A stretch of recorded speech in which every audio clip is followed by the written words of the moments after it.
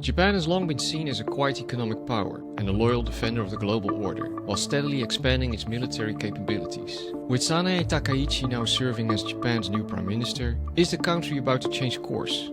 To unpack this and explore what the future might hold for Japan, we sit down with Professor Paul Nadeau, political science professor from Temple University, Japan in Tokyo, and co-founder and editor of the Tokyo Review, a platform that provides in-depth analysis of Japanese politics, economics, and society.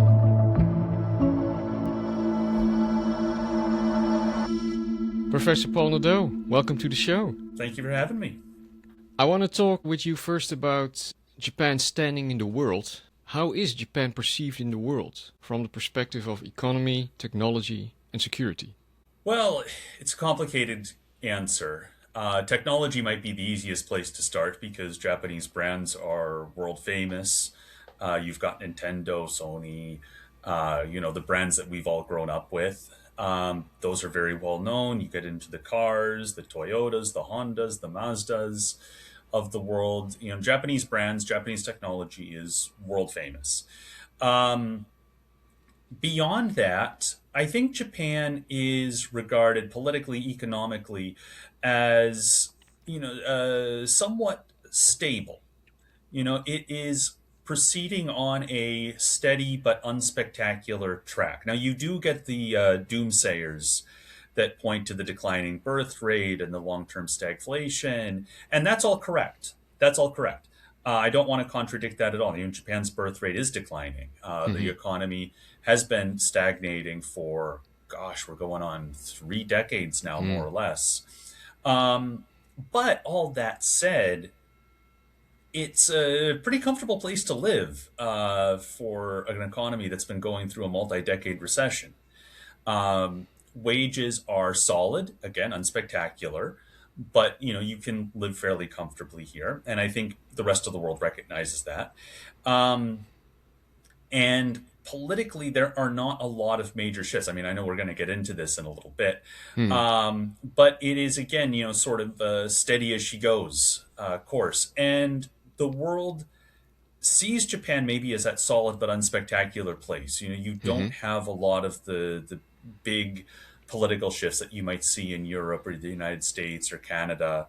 You don't quite have wildly dynamic economy that you may perhaps see from China or maybe some of the ASEAN states, but it's fine, and its leaders are generally seen, I think, as pragmatic, unspectacular, but good technocratic managers of the country, and I think that's also recognized overseas.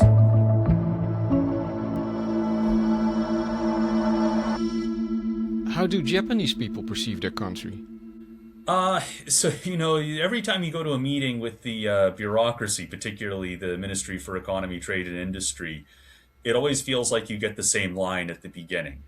They always start off with almost a vocalized shrug and say that Japan is a small country with few natural resources and 4 distinct seasons. They're not completely wrong, though I would push back and say Japan's not that small, and I'd push back again and say they do have some natural resources. But, relative to the big neighbors, so to speak, China, the United States, they are small, and they do relatively have few natural resources. But I think that line kind of points to how Japanese decision makers see themselves as relatively small, relatively squished between really the two major powers in world affairs, the 2 largest economies and the 2 most decisive actors in global politics. And Japan's own decision making is very much set by, whatever the dynamics of the bigger relationships, the relationships with the bigger partners are, bigger countries, excuse me. So they do have a sense of smallness to an extent.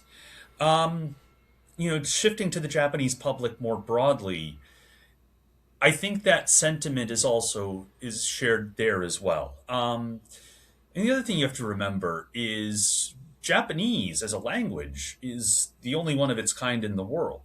Hmm. You know, it's an island country. They are very much isolated linguistically, geographically, and I don't. And what's interesting is they're not introverted.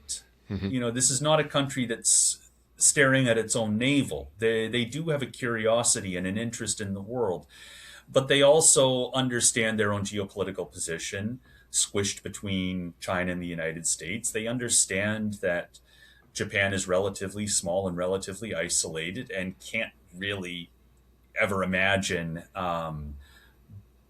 rising like China. They tried that. They got there almost back in the 80s. Um, but it didn't quite work out. It was overvalued. And while there's a nostalgia for that standing, I think there's also an impression, a deep Hmm. impression, that that was a one-off. That's not really what Japan is. So it's a very, taken all together, I would say it's a very modest perception. Proud, they're not self-hating, but it's a very pragmatic, practical, modest understanding of who they are and their place in the world.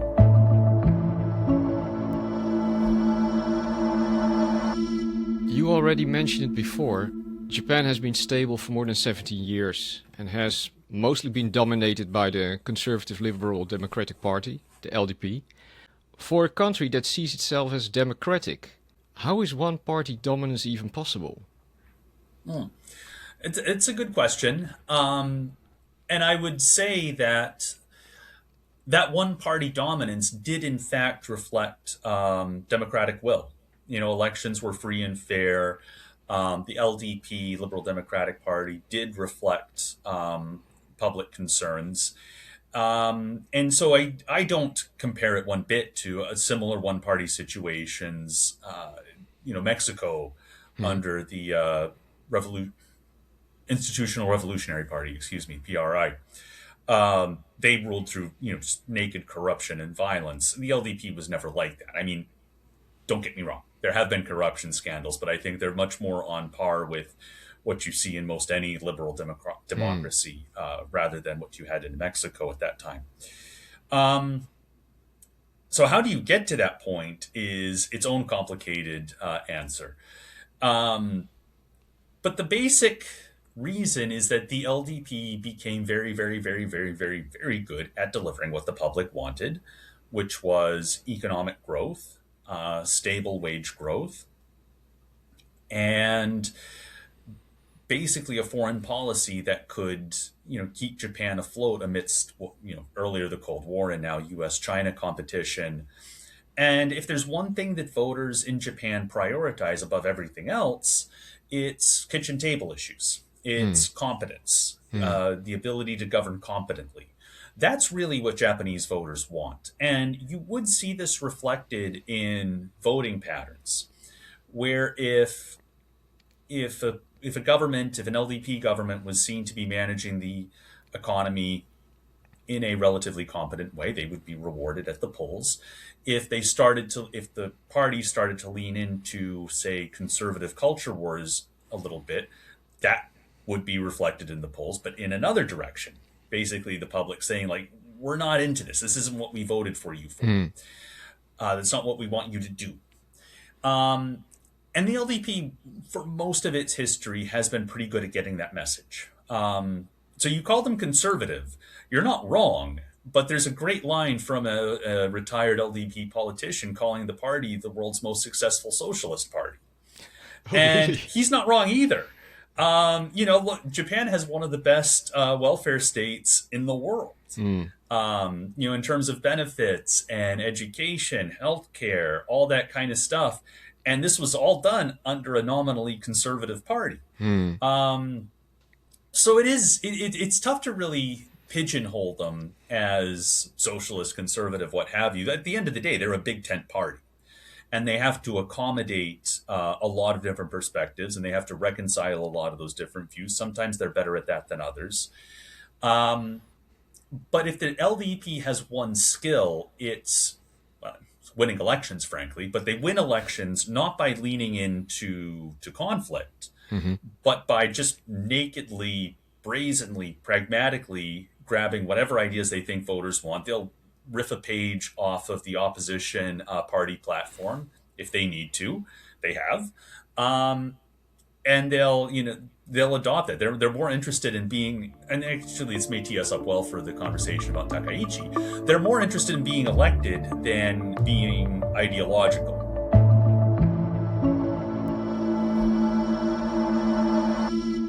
So you just described what Japanese domestic policy shapes. Who are the key figures in all of this? Well, that's an interesting question because Japan has had very few decisive politicians. You've got your, oh gosh, I'm blanking on his name right now. Yoshida Shigeru back in the 1950s. You could parallel him with Konrad Adenauer in Germany. A figure that could help shepherd Japan out of the post-war period and set the boundaries, set the rules for the coming post-war democracy. So you've got him. You've got Nakasone in the 80s, who's a conservative. Parallels, I'm groaning here, but it parallels somewhat to Ronald Reagan in the United States. Bit more ideological, bit more small government conservative, but again constrained by by his own party, by the voters, by all that. And then, of course, much later you have Shinzo Abe, who brought the LDP out of the opposition wilderness and really did his best to establish Japan as a strong country, quote unquote, once again. You can get into whether he was successful or that or not, but he really and unusually made himself the brand. And, I say all this to kind of point to the fact that there really haven't been a lot of deciding figures, in terms of the post-war economic growth, post-war management that we just talked about. I would not point you to a single handful of figures. I would point you to the neighborhood of Kasumigaseki in Tokyo, where all the different ministries are located. And the ministries, the bureaucrats, have had a very important role in setting Japan's course. They work very closely with the politicians in the LDP. They get the private companies on the same page. I mean, this is, Chalmers Johnson's old developmental state model back from the 80s. It's a little bit outdated, but I think it does hold up in a very basic sense, that the bureaucrats and the politicians and the private sector all kind of were on the same page, collaborated successfully to get Japan on a certain kind of track. So that's one direction I would point. In the past, you could have, if you want to talk about the political parties, you could point to the factions, the sort of parties within a party organized around certain charismatic LDP figures. And they would organize either ideologically. In the case of Abe's old faction, they could organize pragmatically in terms of sharing resources, money, and campaign efforts and that sort of thing, and they would supply votes to the given candidates. That is, again, a topic for a whole other podcast, really, but those figures would have been very important in the past, because that's where a lot of the negotiations for settling on who would be prime minister would have taken place. Now, one of the things that is really changing in Japanese politics, and this is one of the fallouts of that the recent LDP scandal over the past few years, is that factions have nominally been abolished, more or less. You've got a couple. Asotaro has his faction still. But that's made a lot of things for the LDP much, much, much more complicated. You can't lock in a certain number of votes for one candidate or another candidate the way you used to. You can't really organize efforts. You sort of lost the answer to that collective action problem when you abolish the factions. You can't organize efforts around candidates who might be struggling or weaker because you've got the faction to follow up. To fall back on. It's changed things. I don't want to say for the better or for the worse, but it has made the situation much more confusing, much more unclear, not just for us as observers, but also for politicians that are trying to navigate this.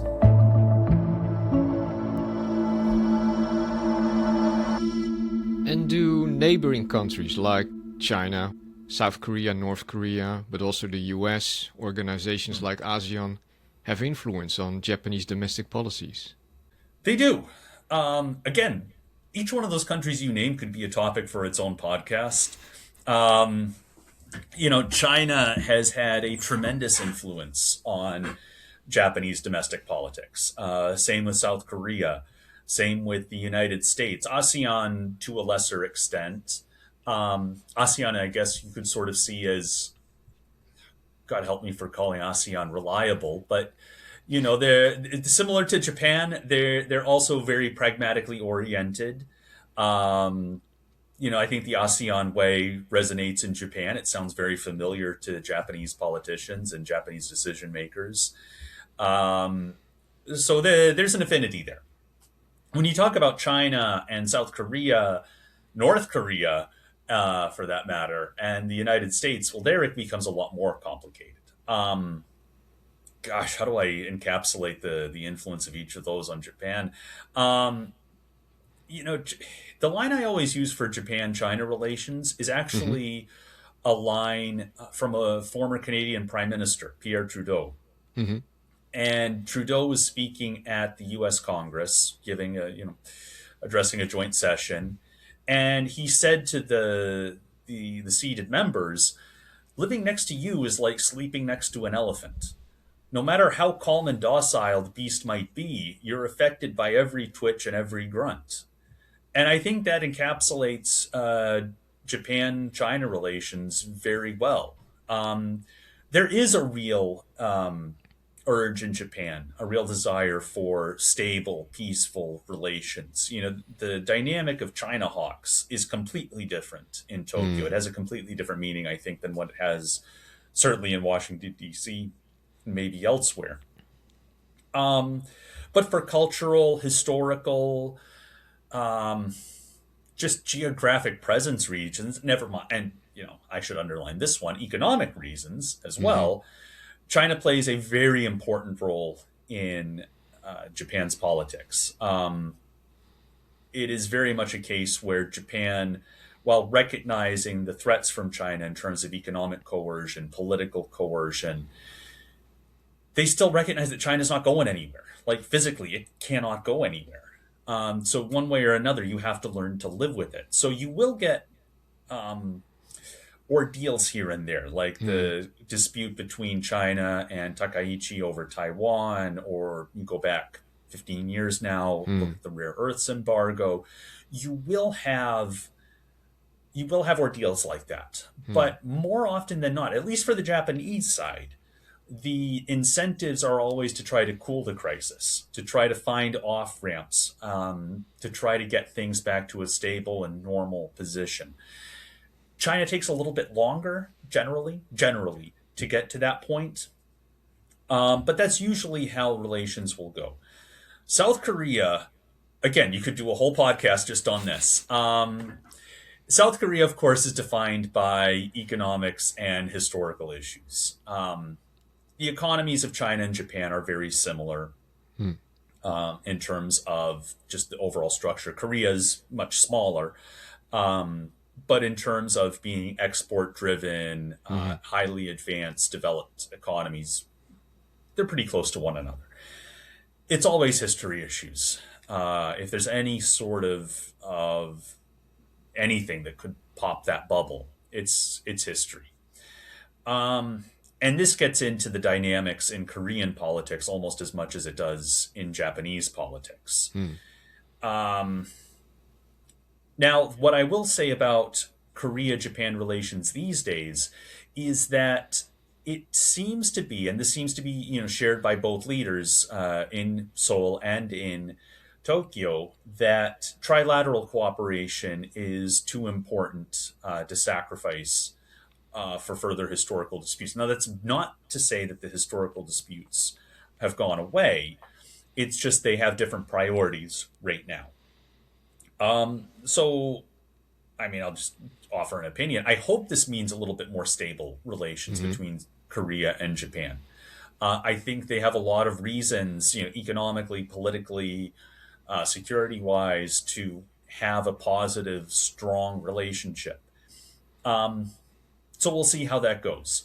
North Korea, oof. Well, okay, you've got a few things going on here. You've got the missiles that will fly over Japan every now and then. Sometimes you'll get refuse from those launches that'll wash up on shore. Japanese people generally don't like that. They don't Mm. like being reminded that they have a nuclear capable neighbor just over the ocean to the sea to the west. Um, they don't like the abductee issue generally. This has been let me explain the abductee issue in case your listeners aren't too familiar with it. But back in the 80s, North Korean agents would kidnap Japanese citizens, like high school age girls, other professionals. They would kidnap them literally off the street, whisk them off to North Korea, and have them serve as language teachers in Mm. North Korea.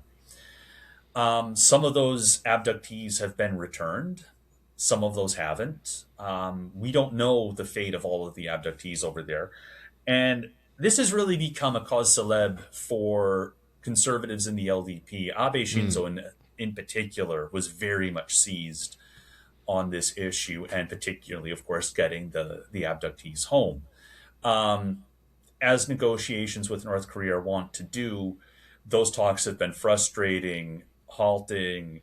There have been just full blown deceptions on the part of the North Koreans, and a priority for conservative prime ministers or any LDP prime minister for that matter, but particularly for conservatives like Abe and Takaichi.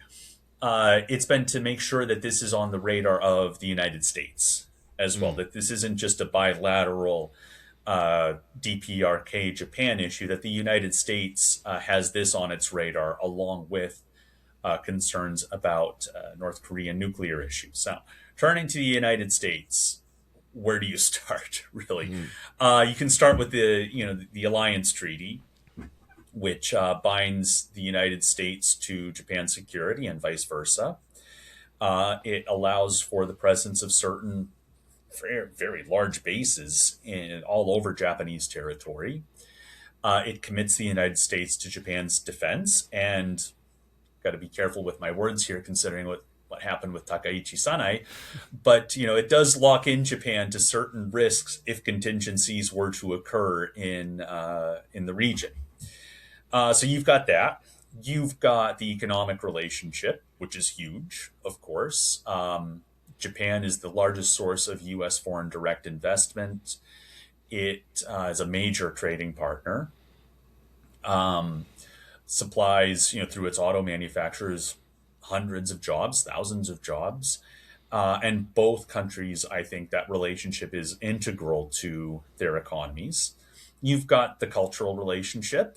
I don't know how many Shohei Otani jerseys or shirts you see down there in Kyushu, but if it's anything like my neighborhood, I'm guessing it's a lot. So there's the baseball connections. Um, that's I don't want to be flippant about it. I think that kind of common sport does bind the two countries sort of mentally, culturally in a big way. Pop culture, each other's pop culture is very popular in Mm. both countries. Um, and then on top of all of that, the United States has been the one here since 1945, sort of shaping, directing Japan's emergence from its empire, from World War II, from the Pacific War. And while it's not nearly as heavy-handed as it was back in the 1940s and 50s, um, the United States has been, to go back to your earlier question, that has been a major architect, a major player in Japan's post-war growth, post-war development. And so, how that resonates in Japan's domestic politics is the kind of thing that you can't really answer in a simple, succinct sentence because it's so holistic, really. But all that said, um, There is not a lot of pleasure with over here with Trump's tariff war. They are concerned about the impacts on the Japanese economy. Trump's style, the bombast, the table pounding, the posting on Truth Social, that's the kind of thing that's not really done here. And if you talk to a lot of Japanese, it's kind of seen to be a little bit distasteful, even. Um, but all that said, at the same time, they recognize, hey, this is what we've got. You know, he's not going away. We're stuck with it. Might as well do the best we can. So that pragmatism, that sense of pragmatism, I think is very, very much entrenched here. And I think that's how Japanese, even for a challenge like Donald Trump's economic strategy, I think that's how they're approaching it.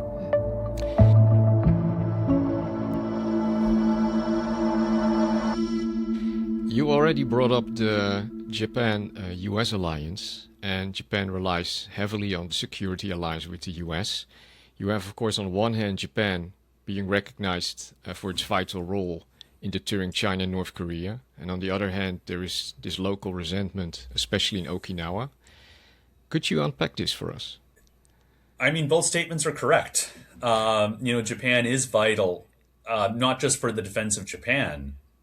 In a lot of ways, U.S. forces in Japan aren't here to defend Japan. They're here to defend South Korea. They're here to defend other possible contingencies in the region. Japan just happens to be, I'll use that old line, an unsinkable aircraft carrier for U.S. forces. So regardless of what Trump says, regardless of those noises that might come out of the United States about reducing forces over here, reducing capabilities, if the United States wants to be a power in the Indo-Pacific region, they're going to need bases in Japan. They just are. There isn't really an easy way to replace any of those things. And at the same time, like you said, the presence of these bases does foster a lot of resentment. They're big. Overflights are very real. I sit here in Western Tokyo, not really that close to any U.S. bases, and yet I still get overflights a couple times a week, and I'm not even nearby. So that creates a sort of nuisance, so to speak. You do have more grimly the incidents in Okinawa that you described, and these can be extremely grim. And I think back to the case in the 1990s about the young girl who was assaulted by U.S. Yes. Forces. So when I say grim, I underline that. It can be very bad.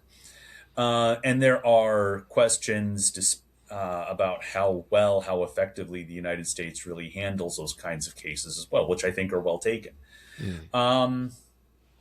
And then, shoot, sometimes you'll even get equipment that falls on an elementary school. Sometimes. That was 6 years ago, something like that. So there's that too. It is a burden. Now the U.S. will kind of snap back and say, yeah, well, we're providing your security. And on the one hand, it's a little condescending. I don't really like that. That doesn't let you off the hook for some of these things. But they're more right than I think they realize, because having U.S. military here is actually a heck of a deal for Japan, because they don't have to spend nearly as much on their own military, on their own capabilities, as they would otherwise need to without U.S. forces. So all of that money that they would have had to spend, like, shoot, I don't know what Japan would have to spend to be a full-blown military, what kind of capabilities, but all that money that they would have had to spend on destroyers or, land forces, tanks, missile capable, whatever, all that can go into healthcare. All that can go into infrastructure. All that can go into subsidizing education. So it has been a heck of a deal for Japan. And yeah, I don't know. I'm trying to decide if this is a turning point or not with the demands from the United States to increase spending or that kind of thing. The whole thing about Takaichi accelerating the 2% GDP target for defense spending. If this means we're actually at a turning point, I hesitated because we've been at a turning point for the last 60 years. So maybe it's been a series of slow turns rather than a hard left down another road.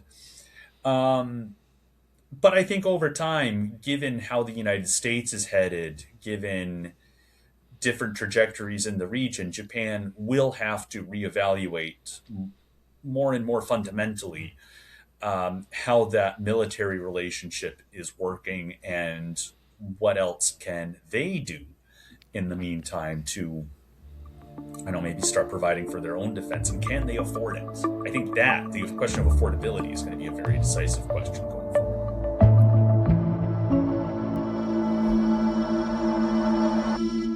And how do Japanese people, the common man in the street, the Taro Yamada, view the Japanese alliance with the US?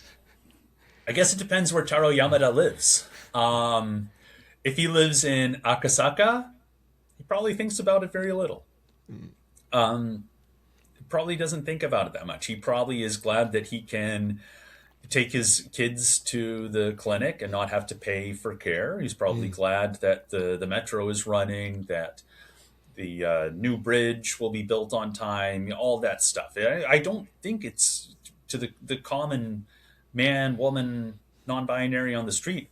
I don't think they think about it that much. Now, if you live in Yokosuka, if you live in Okinawa, the presence is going to be much different. And it will probably be a disturbance, I think. Whereas Taro Yamada in Akasaka probably just doesn't even think about it.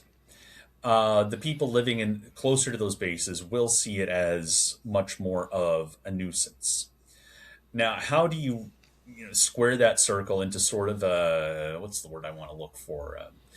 An ideal median there. How does the Japanese public think about it more broadly?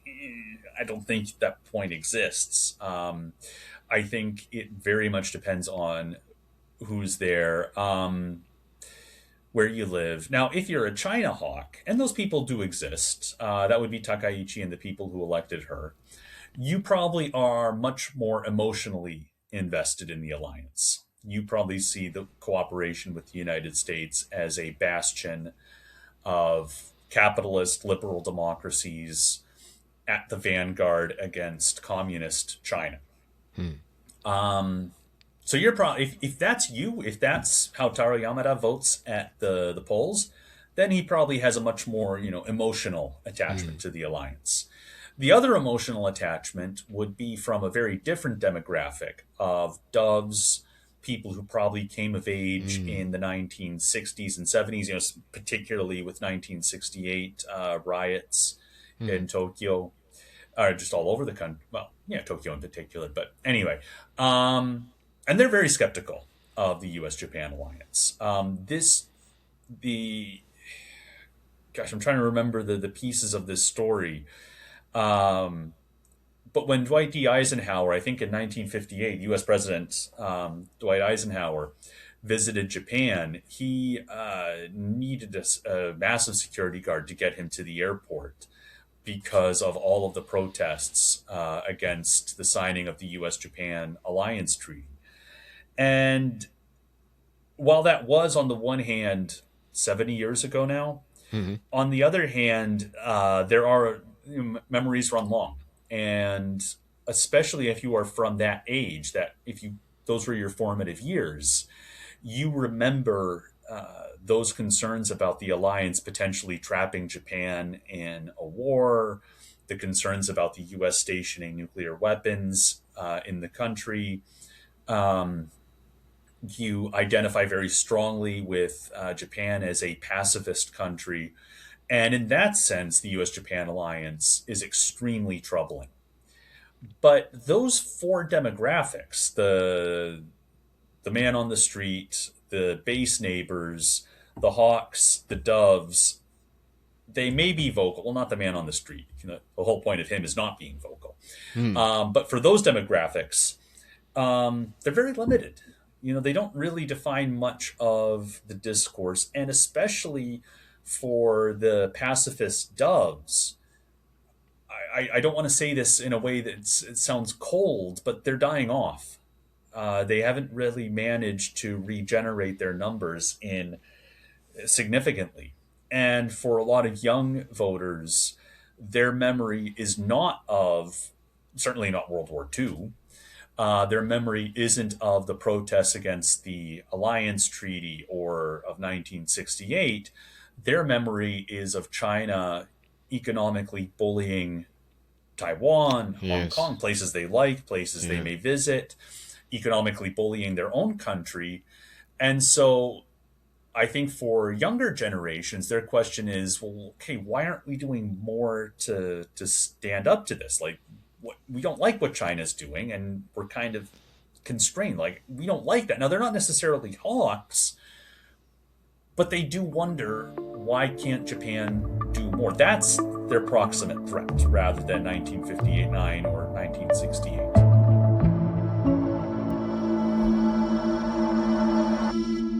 Well, this may be a nice bridge to the next question. You already said it before that Japan and China, they have very strong economic ties, and their relationship Mm-hmm. is complex, to say the least, and has marked by decades of friction. Um, and in addition to that, we have this latest spat about Taiwan. Are these disputes mainly for domestic audiences, or is there a real risk for an armed conflict between Japan and China? Okay, I can dismiss the second question pretty easily. I don't think Japan or China want a war. I don't think this is the course either country wants, is headed on. Despite the China's consul in Okinawa making the comment about beheading Takaichi, that was an outlier, very much so. Um, Now that said, you know, it is possible to end up in a shooting situation, even if nobody wants it. Probably all know the history of World War One. And if you don't, if your listeners don't, I strongly suggest they look it up because things can spiral.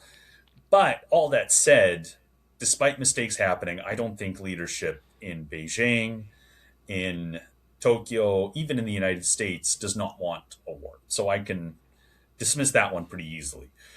Now, the domestic audiences question is interesting and itself very complicated. So, does this serve a purpose for domestic audiences? Yes.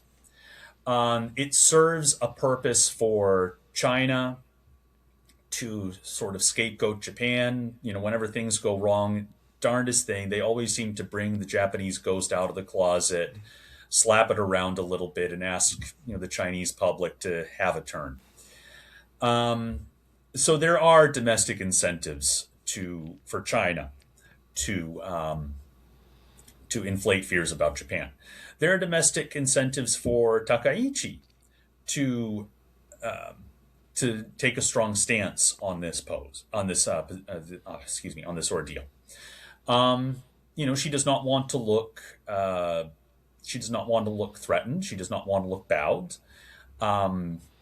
There's the practical issue of the fact that if she were to retract the statement or qualify it or something like that, she would be changing Japanese policy towards Taiwan, and that's a very difficult thing for her to do. And on top of that, as I alluded to in the last question, I think the Japanese public does want to see a prime minister standing strong against Chinese coercion. So I think there are benefits to that. Now, where I would try to nuance your question a little bit is to ask if the domestic audiences were the prime reason for this.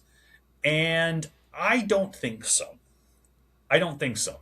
I think for China, they want to try to show some daylight between Takaichi and the United States. I think they wanted to needle her. They fundamentally don't like her in the first place because of her position as a China hawk, because of her position as a conservative. I mean, they didn't send her a congratulatory note when she was elected prime minister. So there was always some pettiness going on there. And they just don't like her in the first place. And so I think they wanted to try to prod her, needle her, test her a little bit to see if the United States would really back her up if pushed into a corner. So I think that was part of it.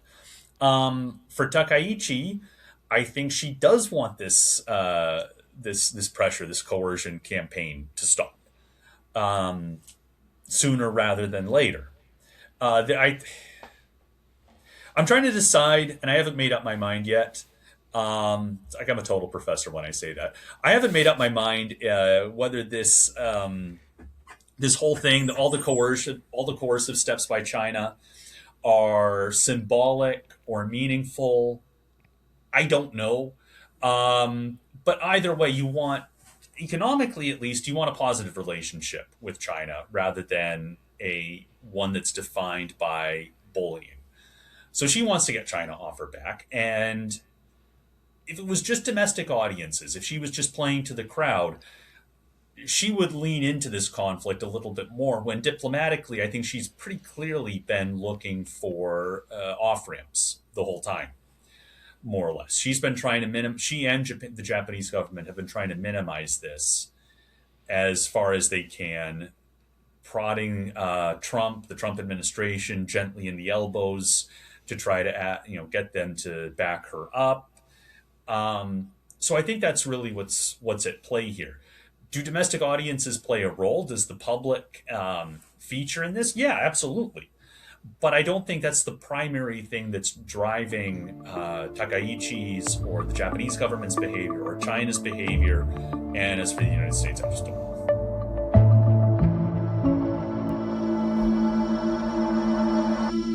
So my next question says here that Prime Minister Sanae Takaichi profiles herself as a conservative and a hawk. But based on what you just said, actually, I wonder if that's really true. Well, I'll put it this way. It's easy to be a hawk when you're sitting in the members section of the Japanese Diet. Yeah. When you can just, say things and have meetings and all that kind of stuff. And it's not really any cost to you because, you're just a regular member. When you're standing at the dais of the House of Representatives as the Prime Minister, okay, now the calculations become a lot more complicated.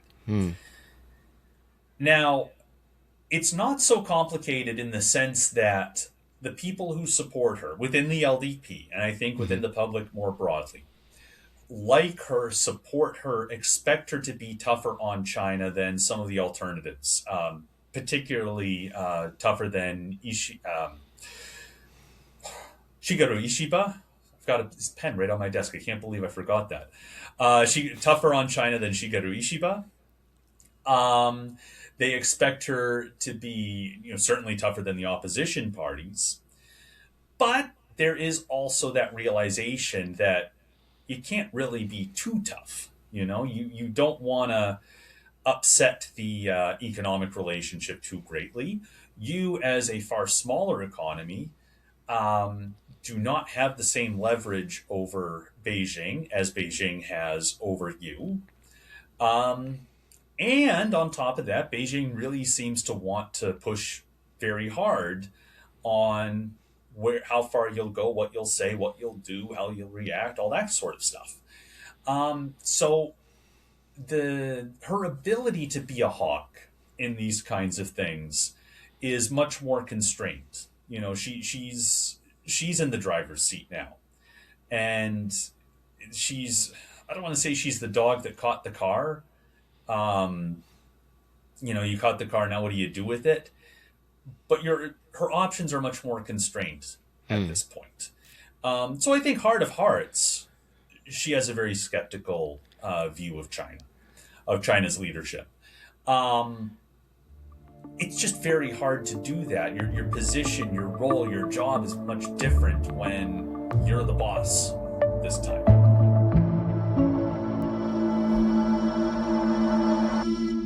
And Professor, how do you think that she will shape domestic and international policies for the foreseeable future? So this is a good question. And I am very interested in where this goes. This fits in my line that I've been saying about the United States. I'm sick of living through a social science experiment. This one's a little bit more lower stakes in Japan, but I would argue, kind of trying out a social science experiment for the LDP, because the one of the trying to figure out what exactly is the right amount of background material, right amount of context. I'll just try to sail with it and see where we go. Um, the LDP for a long time was buttressed by its coalition partner Komeito, which is affiliated with a Buddhist sect, so they're religiously oriented, um, pacifist, as Buddhists tend to be, um, and especially where the value they brought to the LDP wasn't really in terms of ideology, because they were kind of fairly different ideologically. But Komeito was really, really, really, really, really, really good at coordinating candidates, at campaigning, at winning elections. They were the foot soldiers of every coalition general in the general election. And so the LDP, particularly the conservatives, didn't like Komeito pushing the LDP to the center, even though Komeito was probably saving the LDP from itself. Conservatives didn't like that, but they thought to themselves, well, shoot, at least we're winning elections. Can't really argue with that. Now, when Takaichi came into office, when she became president of the LDP, and before she became prime minister of Japan, the relationship, the coalition with Komeito fell apart, and Komeito left the ruling coalition. Now, this did three things, really. One, most obviously, most immediately, is that it left Takaichi without the votes to win the premiership in the House of Representatives. That meant she needed to look elsewhere for the votes. Second, you lose that electoral machine that Komeito could provide if you're the LDP. And I forget the numbers, but there's something like 12 to 15 single member district LDP members whose seats are now in trouble, that may be lost in the next election. So that's not great. And then you have the whole fact that the Komeito, being more centrist, more pacifist, more focused on economic issues, able to pull the LDP away from its hawkish, conservative, ideological instincts closer to the perspectives that voters wanted, like I said a couple minutes ago, so it kind of saved the LDP from itself. So you lose that inertia now. Now, this all sounds really bad if you're the LDP. But here's where Takaichi and the conservatives come in. I think she's making a gamble on the possibility that there is an unmet demand in Japanese politics for a true ideologically conservative party. That the LDP's moment as a Big Tent party worked for 70 odd years, but that moment is past. And I think what they would point to would be the relative success of Sanseito, which is a far-right, alt-right party in many ways in the July upper house elections. I think she would point to a lot of the more local LDP offices talking to the national office about how their members want something more red-blooded conservative.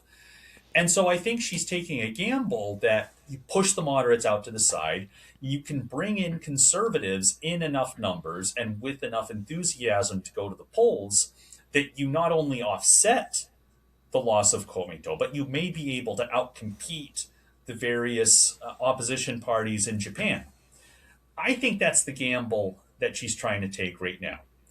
Now, my own biases, my own reading of the situation leads me to think that this is not going to work. I think Sanseito, its relative success was not mirrored by the Japanese public changing its views to something that wants a more alt-right, more red-blooded conservative. I think Sanseito is very much the quote-unquote flavor of the month opposition that Japanese voters we'll try out here and there. We don't like DPFP. Okay, we'll try them out. Nah. Okay, move on. What about this Constitutional Democratic Party? Yeah, nah. Okay, not really. Coalition? Yeah, maybe. No. So now it's Sanseito. I don't think Sanseito's relative success is sustainable. I'll put it that way. But I think this is the assumption that Takaichi is making. Now, either way, it's going to be decisive. If she can get the LDP to win the election as a red-blooded conservative party, pulling votes from Sanseito, pulling more votes from these sort of adrift conservatives, having no longer a big tent, world's most successful socialist party in the majority in Tokyo, but having a full-blown conservative party is going to change the dynamic of Japanese politics into something much more ideological. And this is one of the things that I think a lot of outside observers have kind of missed. Japanese politics is not very ideological. It's just big tent parties or small tent parties. Small tent parties mean you want to be a big tent, but you just aren't good enough at it. So switching Japan's politics to something that would look more, an alignment more like Germany's, Spain's, England's, that would be a big shift. Okay. So if she's successful, you change things. If she's not successful, you also change things. Because if it turns out that the gamble is wrong, that there aren't enough conservatives, that maybe Sanseito has staying power as Sanseito, and those voters aren't going to switch to the LDP. They want the orange ties, Japan first, get the foreigners out of here. If that's what they want, and Takaichi's gamble fails, well, now the LDP is a full-blown opposition party for the second time in 70, 80 years. And, the darn thing is, I have no idea who comes in to replace it. Most likely a coalition of different opposition parties. But again, that would also be a pretty fundamental change because you've got, it would be 2007, 2008 all over again. No, 2010. Excuse me, I should know better than that. It would be 2010 all over again. And that would be pretty major. And the other thing is, I don't know if the LDP could find a way out of the wilderness next time.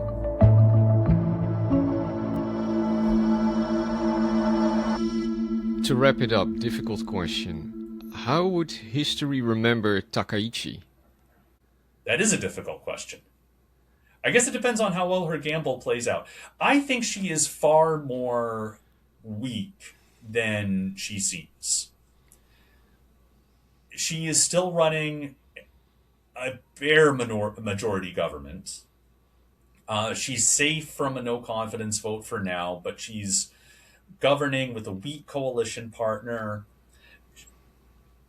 I don't see... and voters want her to deliver on the economy at the end of the day. That's what they want. She's going to be judged on how well she can do that. Amidst everything going on with China, amidst Trump's tariff war.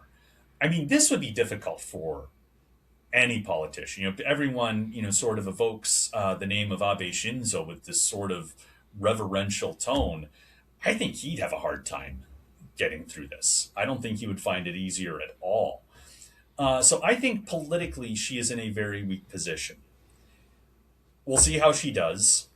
If nothing else, we'll look back on her as the first woman prime minister in the history of Japan. That's not nothing. She'll always be the answer to that trivia question. But will she be known as a Margaret Thatcher or as a footnote who just has that one historical factoid attached to her? We'll see. My guess is that it's going to be the second, but things are changing pretty quickly right now, so that legacy is still being written.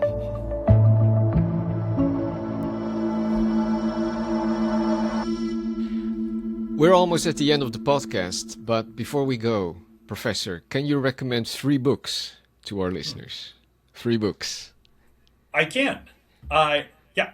I picked 1 foreign policy, 1 politics, and 1 history. So the foreign policy is by Sheila Smith. She's a professor at Georgetown University and a chair of, I should have gotten her title right, but she's at the Council of Foreign Relations on DC. Sheila, if you're listening, I'm very sorry.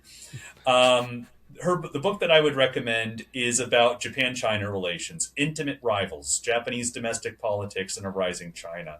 And this does a very good job of looking at how these various ordeals over the past 20 so years have resonated with the Japanese public and how that filters up and filters back down to Japan's leaders and decision makers. So I would strongly recommend that. The second is by Tobias Harris, and it's the biography of Shinzo Abe, the iconoclast, Shinzo Abe and the New Japan. And this one is good, not just because of the biography of Abe Shinzo, but because Tobias, I think, does a really good job of painting the context of Japanese politics over the past 25 years and how that's influenced Abe and how Abe influenced it right back. And then the history book that I would recommend is by John Dower called Embracing Defeat, Japan in the Wake of World War II. And I think this is the book about how Japan emerged from the post-war era. It touches on politics, culture, the relationship with the United States, Japan's own legacy, looking at its own history. And it's on top of all of that, it's just a very, very, very good read. John Dower is an excellent writer. So those would be my three: Intimate Rivals, The Iconoclast, and Embracing Defeat.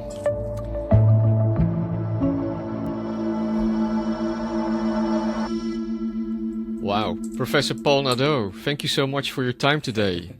And for our listeners, if you have any questions or comments, leave them below, and I wish you all the best in your journey. Thanks, Professor. Thank you for having me.